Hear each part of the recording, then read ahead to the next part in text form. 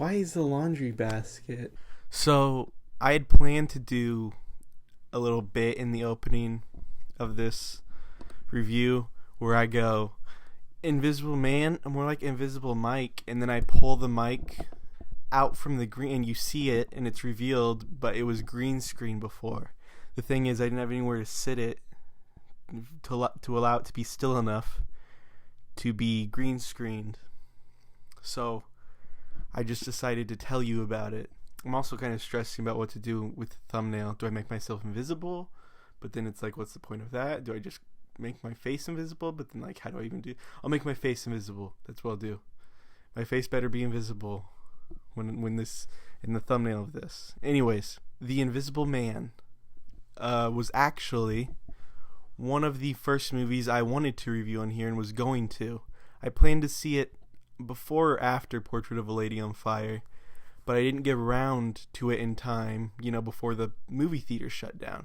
Ever since I was a kid, I've been a huge fan of Universal's monsters. I've just always had this fascination with monsters and horror and dark stuff, and I just liked the way they looked pretty much. I love the Wolfman and Creature of the Black Lagoon the most. Those were my top two. When news about Tom Cruise's The Mummy first came out, and along with that, news of Universal trying to put together this dark universe full of monsters, I was excited. I thought, in concept, that's really cool. As a fan of these, Universal monsters, as a fan of horror and all that jazz, that sounded great in concept. But then it came out. They had a pretty, decent lineup, I thought, but none of it would have turned out even if they went ahead with it. It was totally unexpected when the trailer for The Invisible Man dropped, and I saw that they were taking a different approach to this. And I loved, from what I saw, the approach they were taking. I clicked off the trailer pretty fast, and I've avoided it since, because it is my understanding that it is packed with spoilers, as most trailers these days are. I finally got around to watching it.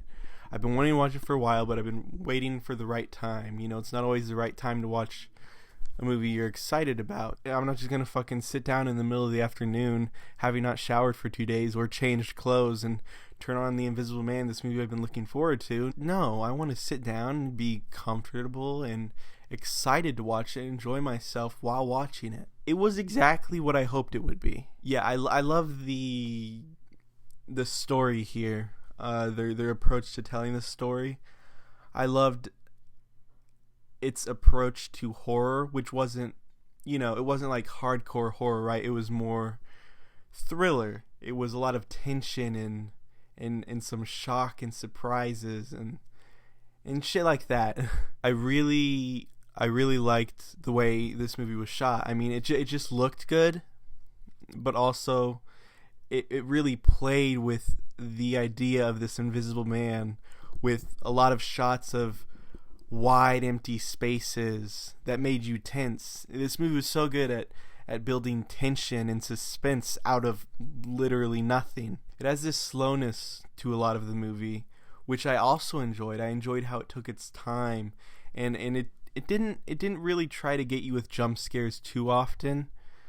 When it did, I didn't mind because it wasn't constant, and otherwise I appreciated how they approached making me feel scared or tense or whatever. Elizabeth Moss was really good. I liked her. I haven't really seen her in anything else, to be honest. I know she's in The Handmaid's Tale. I know she was in The Kitchen, which looked interesting. She was good. I mean, yeah, she played the character really well. I like this movie a lot. It wasn't perfect, for sure. It left me with some just like minor questions. The ending, I'm a little meh on the ending. That's one of my problems with it. It was just a lot, whereas the rest of the movie was really simple and straightforward in a really nice way.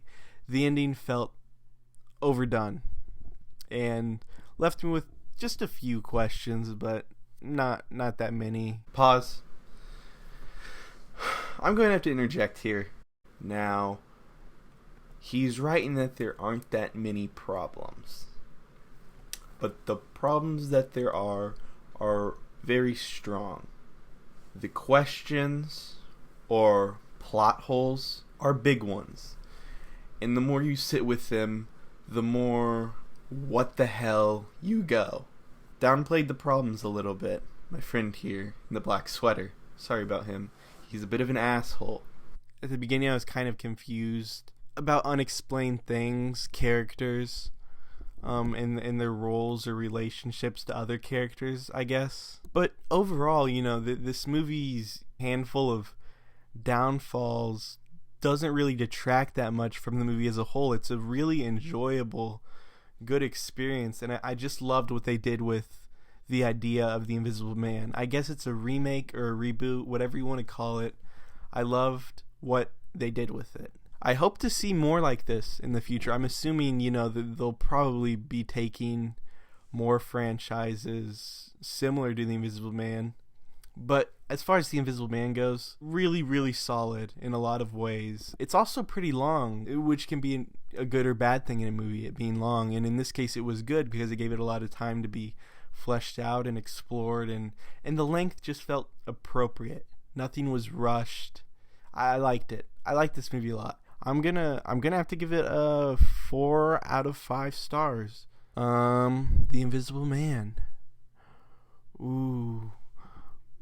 Oh, I'm invisible. Am I invisible? Cut.